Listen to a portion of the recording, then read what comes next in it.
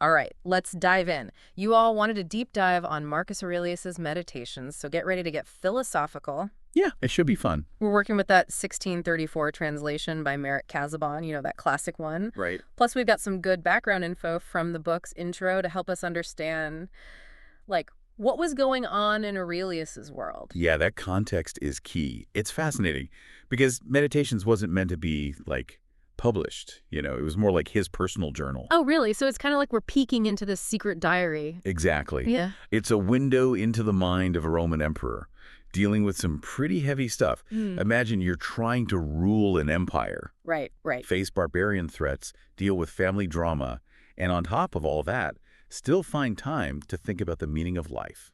It's pretty mind-boggling when you put it that way, Yeah. especially when you consider his rep as one of the five good emperors. Yeah. History remembers him as this wise and just ruler, but Meditations gives us a glimpse of, like, the man behind the emperor's mask. Absolutely. And that's what makes it so compelling. We see him wrestling with these Stoic ideals, not just as abstract concepts, but as practical tools for dealing with, like, the immense pressures of leadership. It wasn't just theory for him.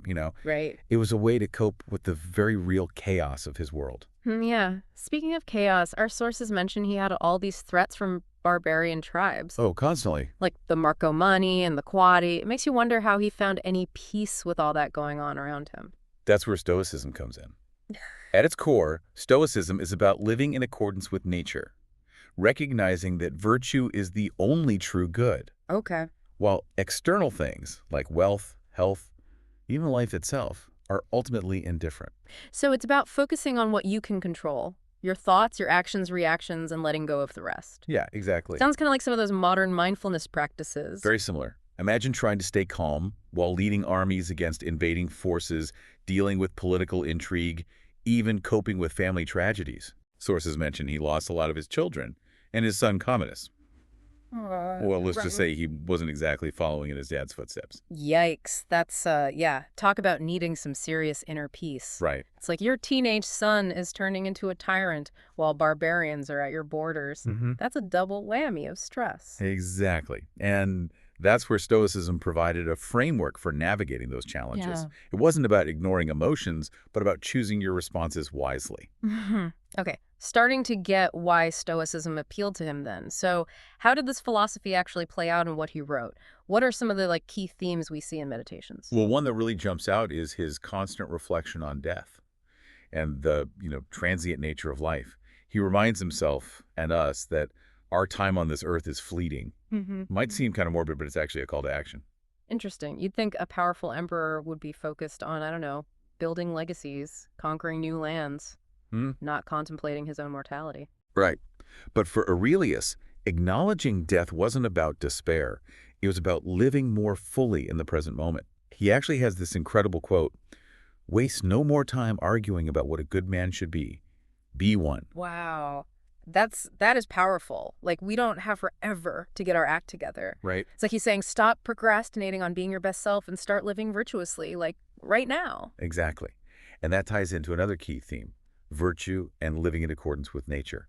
For Aurelius, this meant striving to be just, kind, courageous, self-controlled, even when facing adversity. Oh, wow. He even talked about showing kindness to those who wrong him. That's a tall order, especially for someone in his position. I mean, can you imagine being a Roman emperor and choosing to be kind to someone who just, betrayed you? Yeah, That takes serious self-mastery. absolutely. It speaks to his deep commitment to Stoic principles.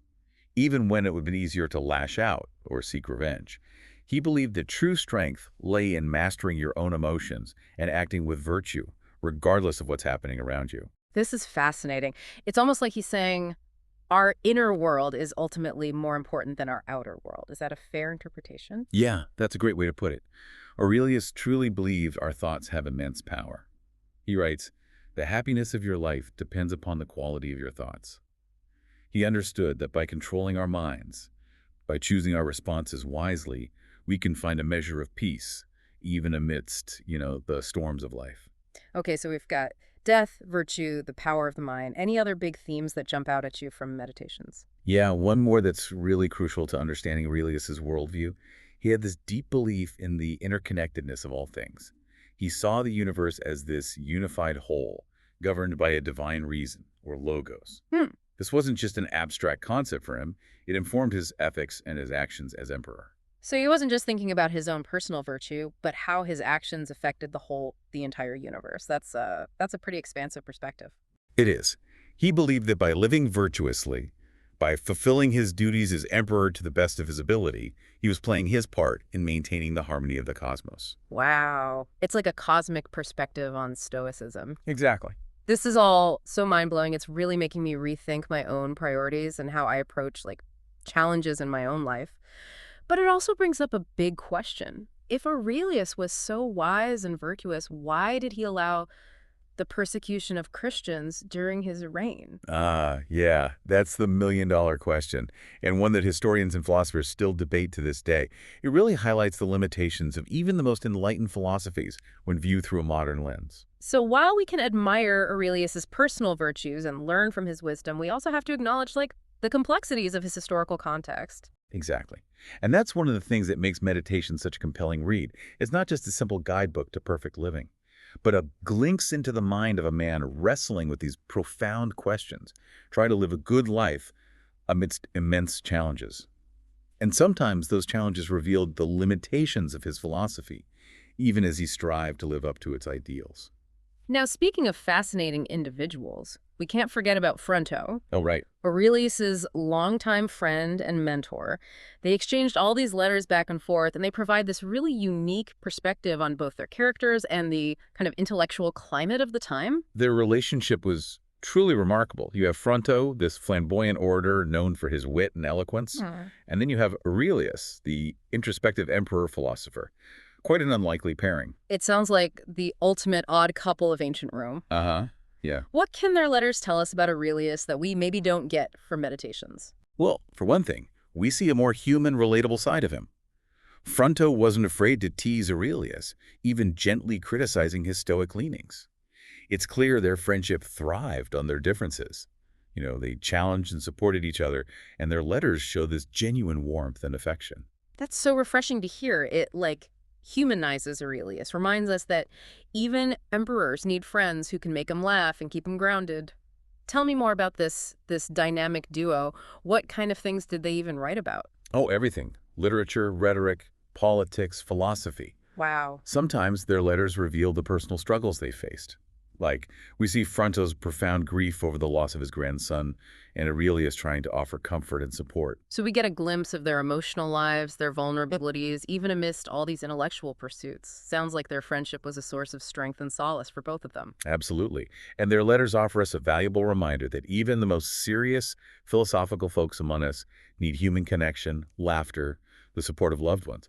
It's about finding that balance. Right, right. You could be a Stoic philosopher and still enjoy a good laugh with a friend. That's a great point. It makes you wonder, what would their conversations be like today? What would Fronto think about our modern world?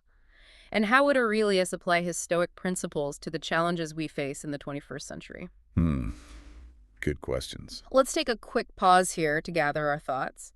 Then we'll explore those questions in part 2 of our deep dive into the world of Marcus Aurelius. So where were we? Oh, yeah. We were picturing what Marcus Aurelius and Fronto would think of our modern world. Yeah. I can just imagine Fronto the orator with his own podcast. Totally. Maybe even a social media influencer, captivating audiences with his, quick wit and his sharp insights. Oh, absolutely. He'd have a field day with the 24-hour news cycle and all the drama online. Oh, for sure. He'd be a master of the soundbite, you know? Crafting witty commentary on the latest trends and political scandals. And imagine the playful jabs he'd send Aurelius's way for being, a little too serious. Maybe even start a playful philosophical feud that goes viral. Haha. Can you imagine the headlines? Stoic Emperor versus Social Media Savant. The ultimate philosophical showdown. Be pure entertainment gold. It really makes you appreciate the timeless nature of their dynamic. Even across millennia, the interplay between their personalities just feels relatable. It speaks to that universal need for balance in our lives. Yeah. Having friends who can challenge us intellectually but also make us laugh. Yeah, it's like that yin-yang energy, right? You need both the serious and the lighthearted to truly thrive. But speaking of serious, how do you think Aurelius would handle the constant barrage of information and stimulation we face today? He seemed to value solitude and contemplation, which, let's be honest, feels almost impossible these days. That's a great point. I think he'd be both fascinated and completely overwhelmed by the pace of modern life. Right. Imagine him trying to meditate with constant notifications buzzing on his phone. It's enough to test the patience of even the most devoted Stoic. I can just picture him now, desperately trying to find a quiet corner in the Roman Forum, only to be interrupted by a chariot salesman trying to get him to upgrade his ride. Exactly. Yeah. But on a more serious note, I think Aurelius's emphasis on self-control and focusing on what's truly important would be incredibly valuable in our modern world. Mm. We're constantly bombarded with distractions, external pressures, the need to keep up appearances. It's like we're all emperors in our own right, managing our own little empires of to-do lists, social media profiles, and personal ambitions. Exactly. And Aurelius reminds us that true happiness doesn't come from external validation or material possessions. It comes from cultivating virtue and living in accordance with our own nature. His writings offer a potent antidote to the anxiety and FOMO that, kind of permeate modern life. So in a way, his Stoicism could be even more relevant today than it was in ancient Rome. We might not be facing barbarian invasions, but we're certainly battling our own inner demons and societal pressures. Precisely. And his writings offer us practical tools for navigating those challenges. He encourages us to focus on what we can control, to choose our responses wisely, and to find peace in the midst of, all the chaos. It's like he's handing us a philosophical toolkit for building resilience and finding meaning in a world that often feels pretty overwhelming. Exactly. And while we have to be mindful of the historical context, there's a timeless wisdom in his words that transcends time and culture. Speaking of historical context, we were talking about Fronto's really emotional letters about losing his grandson. It's interesting how his approach to grief contrasts with Aurelius's more, I guess, stoic perspective. Yeah, that's a key difference. Mhm. Fronto's letters reveal this raw vulnerability, an outpouring of grief that feels so human and relatable. He doesn't shy away from the pain. He embraces it, gives voice to his sorrow. Yeah, it's a powerful reminder that there's no one right way to grieve. We all process loss differently. But how did Aurelius respond to those expressions of grief? Did he offer stoic platitudes about accepting fate and moving on? Actually, no. His response is surprisingly tender and compassionate. He acknowledges Fronto's pain and expresses his own sympathy.